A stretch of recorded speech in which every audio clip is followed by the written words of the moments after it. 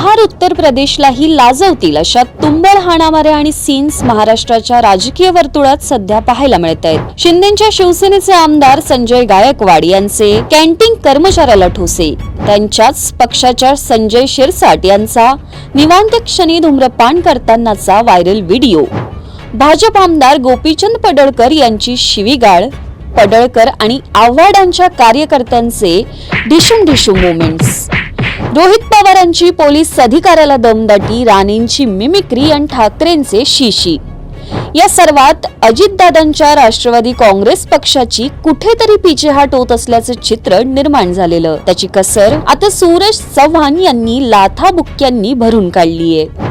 माध्यमांच्या स्क्रीनवर दुसऱ्याच पक्षाचे नेते फुटेज खातायत। या सर्वात आपला पक्ष मागे पडू नये असा पक्षहिताचा उदात्त हेतू तर या हाणामारी मागे नव्हता ना, अशी शंका घेण्यासही बाब आहे। छावा संघटनेच्या कार्यकर्त्यांना सडकताना सूरज चव्हाण यांचा त्वेष व्हायरल झालेल्या व्हिडिओत दिसतोय।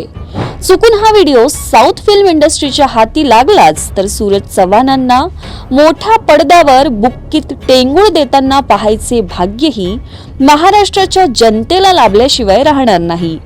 खुद्द अजितदादांनी त्यांना आता पदमुक्त केलं असल्यानं फावल्या वेळात हा विचार त्यांनीही करायला हरकत असण्याचं कारण नाही। असो, विधान भवनाच्या पायऱ्यांवर राडा झाल्यानंतर मुख्यमंत्री देवेंद्र फडणवीस यांनी भर सभागृहात आमदार माजलेत अशी लोकभावना झाल्याची जाहीर कबुली दिलेली। नुकत्याच झालेल्या या राड्यानंतर पुढील वेळी मुख्यमंत्र्यांना आमदारांसोबत त्यांच्या राजकीय पक्षांचे पदाधिकारी, कार्यकर्ते यांचेही नाव माजलेल्यांच्या यादीत जोडावे लागेल एवढंच।